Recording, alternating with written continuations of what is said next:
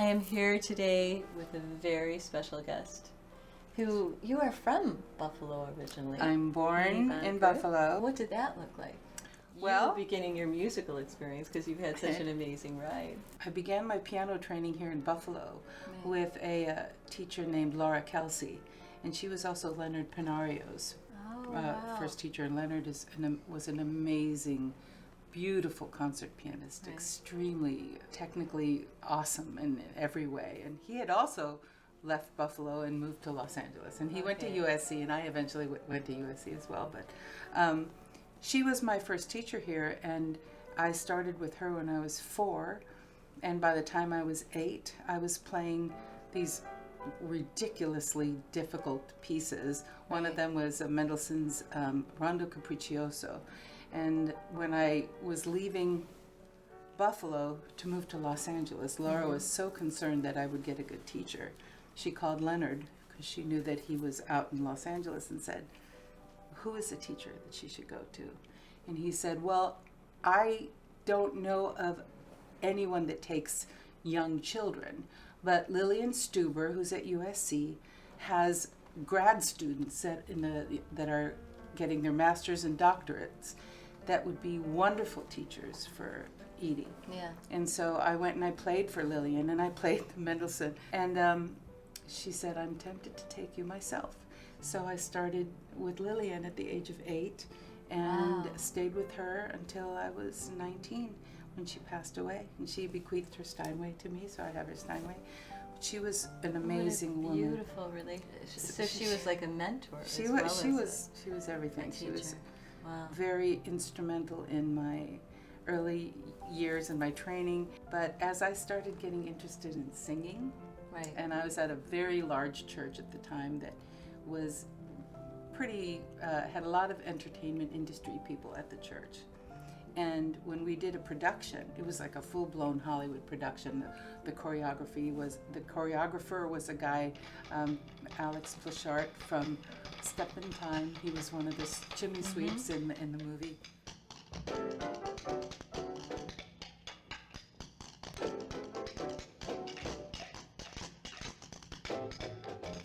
And I always say, be careful what you dream of or wish for, because it just might come true.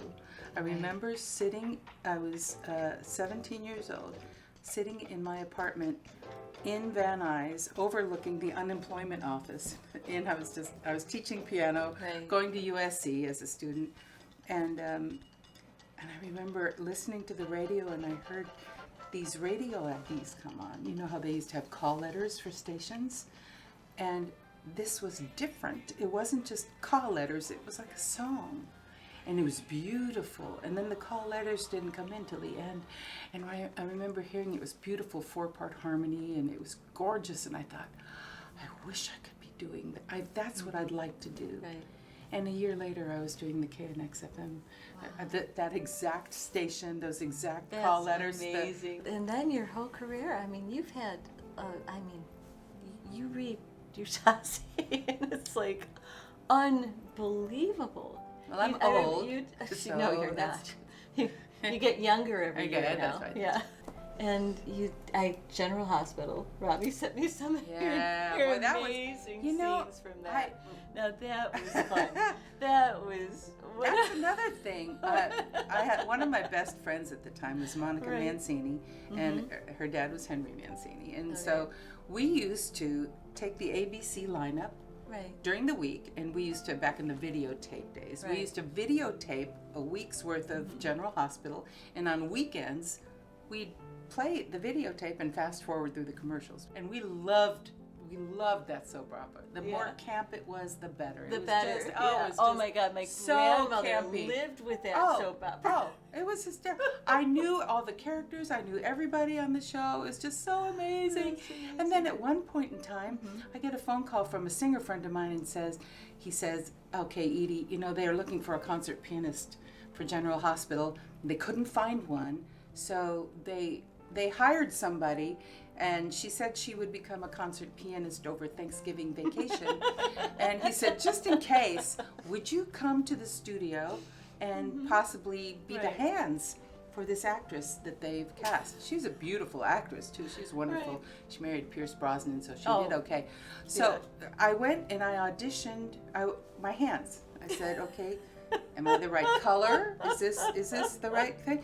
And he said, would you, take this and read this? And so I took it and I read it and I handed it back. He goes, no, read it out loud. I went, oh, like an audition.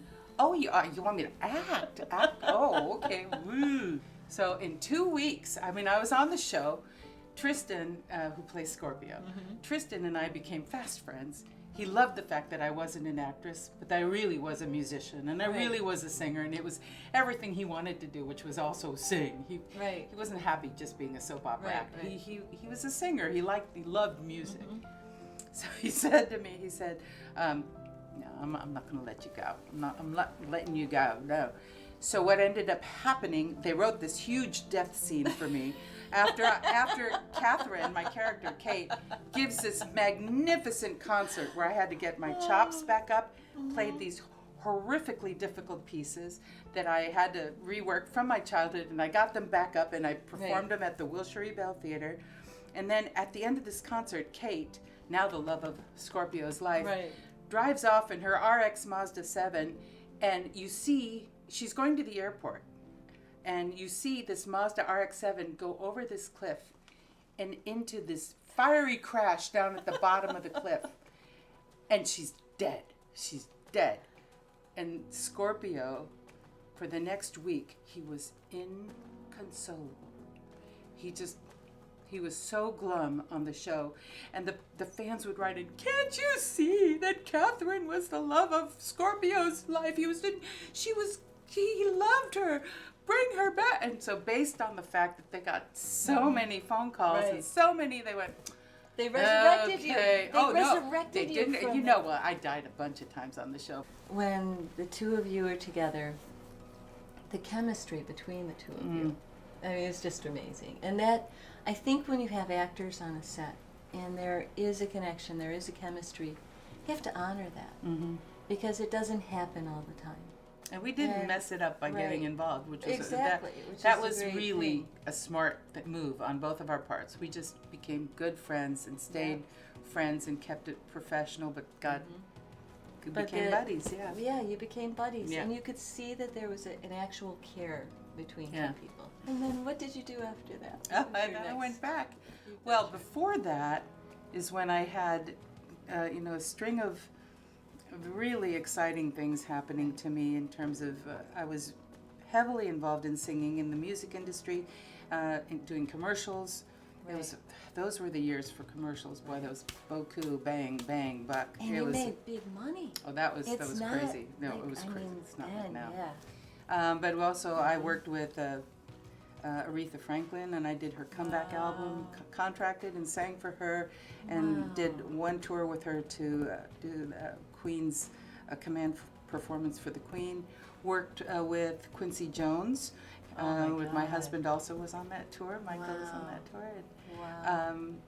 And I stayed with Quincy. I worked back on the block with Quincy, and I did Madonna. I did her album True Blue, and it was Madonna, Saida, and myself in the studio. And so you did a lot of small time stuff. Yeah. And Belinda Carlisle, Heaven is a Place on Earth. So I just wanted to go back.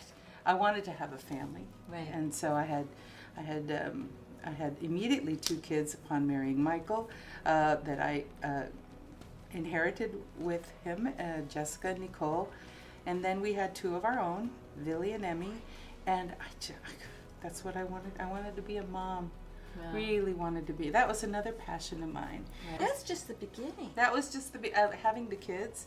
Then I started, at that point, I started working with a composer named John Powell. And we did this little film called Happy Feet.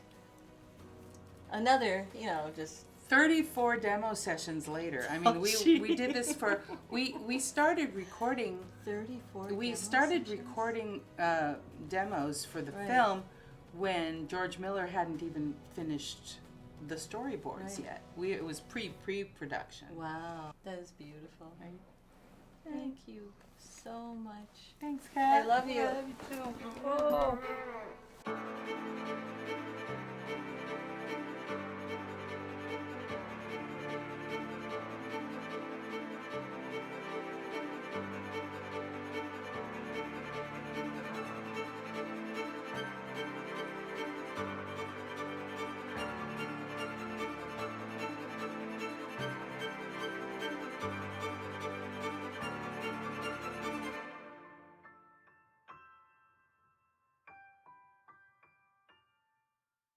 Thank you so much for joining me today on this adventure into passionate living.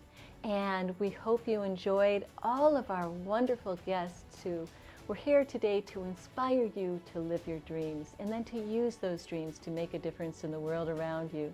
Make sure to join us every week on Tuesday and Thursday nights at 8 p.m. and Sundays at 11 a.m. on your true hometown station, WBBZ. As well, you can join us on our website at passionateliving.com and on our YouTube channel, Passionate Living TV. And thanks so much again for joining us, and we look forward to seeing you next week on an amazing journey into passionate living.